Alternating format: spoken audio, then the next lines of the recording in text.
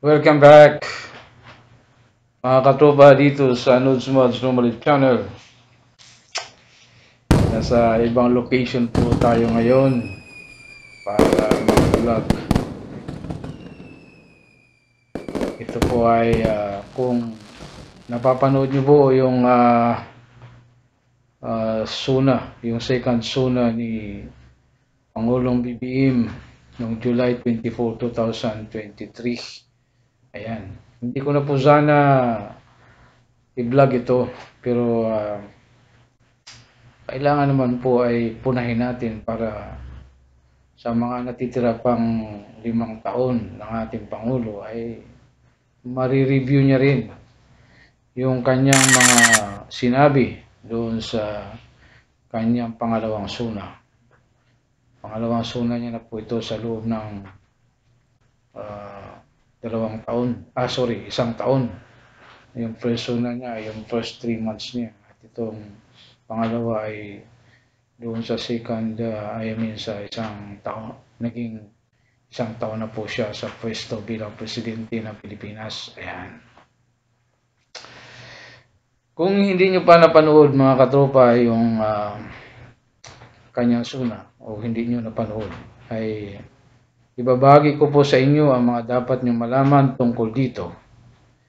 Na yung topic na medyo most applauded ay tungkol sa kanyang sinabi to bring the much needed health facilities outside Metro Manila, as well as his promise not to surrender the country's territory.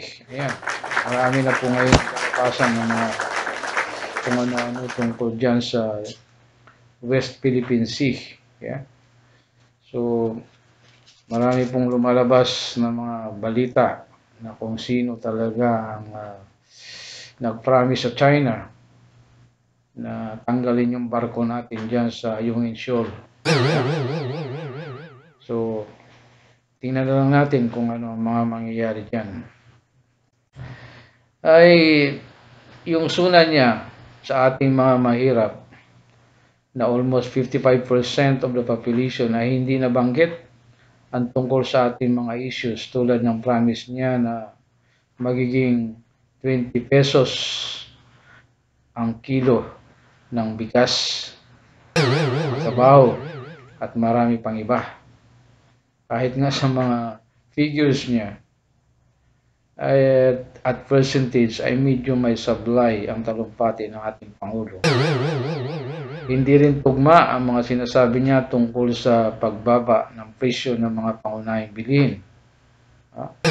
Nakatuon ng pansin ng ating Pangulo mostly on economic issues. Ayan. So, hindi po fair sa mga nanonood na sasabihin niya na pwede palang ibaba ang mga presyo ng mga pangunahing bilihin na ang totoo naman ay hindi bumababa, lalong tumataas, lalo na ngayon, ano? Yes! So, medyo helpless po ang ating Pangulo tungkol dyan. Pero maaring may magagawa pa siya sa loob ng 5 taon na natitira sa kanyang panunungkulan. Sana naman po ay huwag niyang biguin ang sambayan ng Pilipino. Yes! Dahil sa ngayon ay marami na pong naglalabasan. Ayan naman ang mga magnanakaw, pati mga pulis na nga mga droga, nagsilabasan, no? So, dapat pansinin niya ng ating Pangulo, ano ba talaga ang nangyayari? Samantalang nung si Pangulong Duterte ay wala po yan, no? Mayroon naman, pero hindi tulad ganyan ngayon, parang garapala na rin ang nangyayari, ano? Sayang lang naman yung pagtaas ng mga sweldo ng ating mga kapulisan. Medyo nasasangkot sila sa mga maraming problema ngayon na nangyayari sa ating lipunan. Hindi po magiging maayos ang lahat kung ito ay hindi papansinin ng ating Pangulo. Ayan, ha? So, sa tingin ko ay inuuna ni BBM mula sa taas ang pag-ayos ng Pilipinas at sa kanya isalansan pababa na lutasin ang mga problema ng ating bansa. medyo naiba ang strategy ng ating Pangulo. And why not?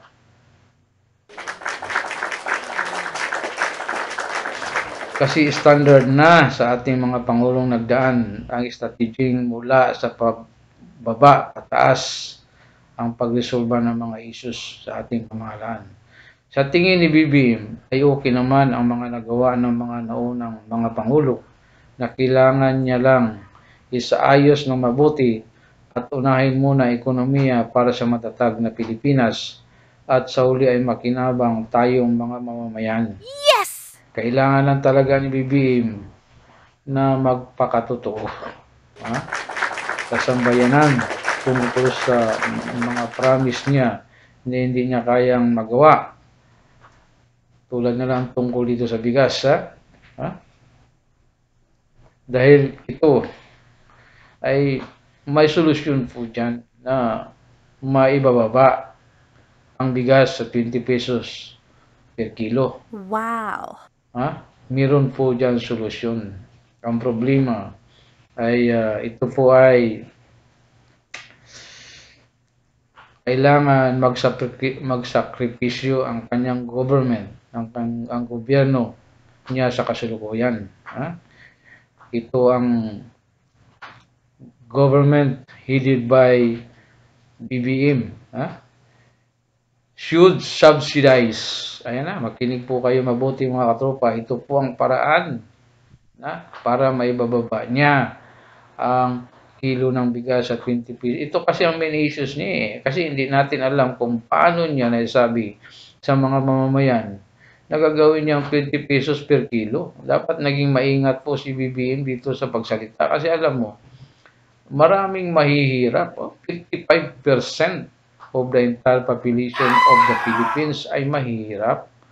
Dapat naging maingat siya sa kampanya niya kasi simple titinan ng tao yan. Paano ka ibinuto ng mga tao? Dahil nga sa mga pangako mo, sa yung mga plano mo sa gobyerno. Dapat naging maingat siya dyan pero wala na tayong magawa. Nasabi niya na po. Ngayon, paano niya gagawin yan? Ito lang po ang solusyon dyan. The government headed by BBM should subsidize a large portion of rice production cost. Yan. Subsidiya po ang kailangan dyan.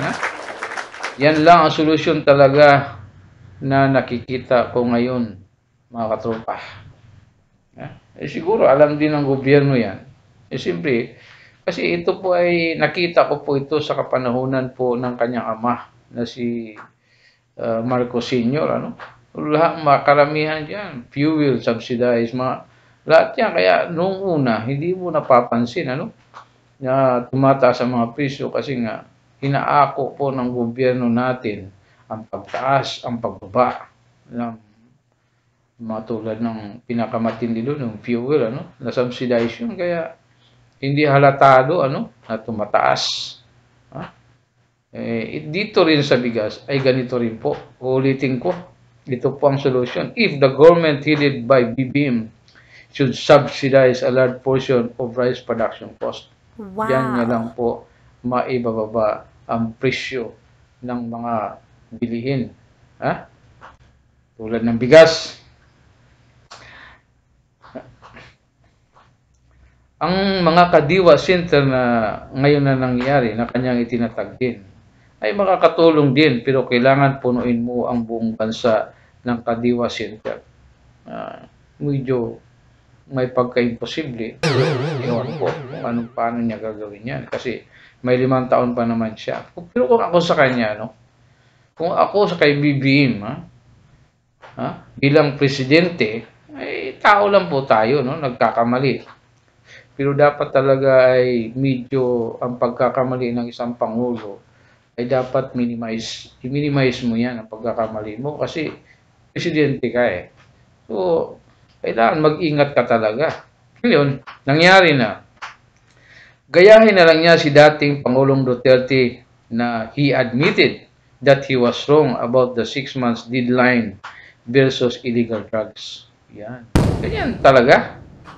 Hindi naman tayo perfecto para tingilan na siya, para tingilan na ito si BBM tungkol dito sa bigas. Mahirap talaga maging kasi alam mo, mahirap maging mahirap. Ha? Kasi ang kalaban nating mahirap ay ang ating sikmura. Yes! Yan. So, pag pinag-uusapan ng bigas, yung matinding issue po yan. Kasi, alam mo naman, ang mga Pilipino, bigas ang kailangan. Kahit wala ngang ulam, basta may bigas. So, kung sa tingin ni BBM na hindi niya makakaya yan, kasi ngayon lalong tumaas ang presyo ng bigas, hindi niya kayang kahit pa sa loob ng 5 taon, ay gayahin niya lang si Duterte na aminin na talagang nagkamali siya sa kanyang perception o sa kanyang visualization na ganun pala para matapos na ang lahat, ano?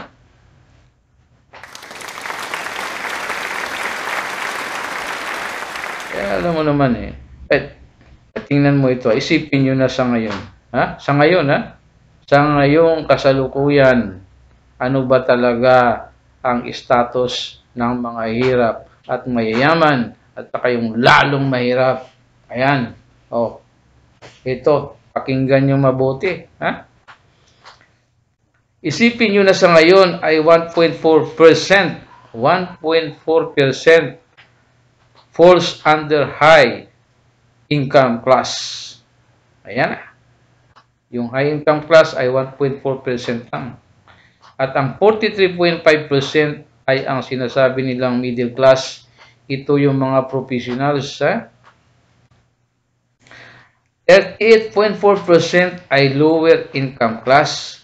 At 16.7% belongs to the poorest of the poor of the population. Yan. Yan ang figura talagang tama. Kahit pa ngayon isipin mo at pakiramdaman mo, tama po ang figures na yan, ang percentage na yan. Kung titingnan yung mabuti, ay yung high income class lang na 1.4% at ang middle class na 43.5% ang nakakaangat at hindi naghihirap. Samantalang, 38.4% plus 16.7%, or a total of 55.1% ang talagang naghihirap sa bansa natin. Ayan. Yan talaga. Yan ang tama. At yan talaga ang dapat pakiramdaman ni BBM. Alam natin na si BBM is trying his best to make everything alright. But he needs further support to make it happen. Hindi naman pwede na ang presidente lang akuin niya lahat itong problema na ito. Ayun nga lang. May mga dapat siyang akuin para naman mapanatag ang loob ng mga sambayan ng Pilipino. Huwag ka masyado. Kaya nga kung minsan mabait nga ito si BBM, pero kung minsan alam mo, tulad nung Maharlika Investment Fund na aking vlog, tinutukoy niya yung mga nagbabatikos tungkol doon. At patawa-tawa pa siya, sasabihin niya anong gagawin namin doon sa mga sa pera sa Maharlika Investment Fund, pambili ng kotse, pambili ng ganito. Dapat hindi ka maganyan na para bang kinukutya mo pa yung mga sinasabi ng mga tao. Bakit? Ano nangyari doon sa Malaysia? Hindi hamak na mayaman ang Malaysia kaysa atin. Pero nangyari, ganun nga pinagbibili ng mga luxury cars. Dapat mag-ingat. Kaya ngayon ang sinasabi ko, dapat mag-ingat ang ating Pangulo sa kanyang mga sinasabi. Huwag niyang kukutyahin yung mga medyo nagkukomento tungkol dyan. Dapat tingnan niya, pag-aralan niya, ano ba talaga ang nangyari? Kasi ang mga puna na yan, hindi yan para pinupuna siya na hindi siya magaling na presidente. Yan ay pinupuna para makatulong sa kanya kung saang aspeto dapat niya baguhin o isaayos na maging maayos ang lahat. To improve. Ganun. Kaya ako minsan sabi ko, napapailing-iling ako Kaya nga, inaamin natin na he's trying his best at hindi niya kaya yan. Siya kasi Duterte dati. Sinasabi niya na without the cooperation of the people, his government will not succeed. Yun lang yun. Wow. Napakasimple. Isang sentence. Tapos, meron nga lang siyang mga sinasabi na hindi natin maintindihan na mga mahirap at tayo'y maghihintay pa rin na natitira niya 5 years na sinasabi niyang bagong Pilipinas. Ay, isa pa yan. Ha? Anong ibig niya sabihin ng bagong Pilipinas? Ha? Kasi itong bagong Pilipinas, panahon pa ito ni dating Jose P. Laurel noong 1891 hanggang 1959. Yan ang motto niya, ang bagong Pilipinas. Hanggang ngayon, bago pa rin ang Pilipinas. Ano ba babaguhin sa Pilipinas? Hindi ko alam eh. Pag sinabi mo kasing ganun, para yung mga nakaraang mga presidente ay wala nagawa, hindi dapat. Ewan simple.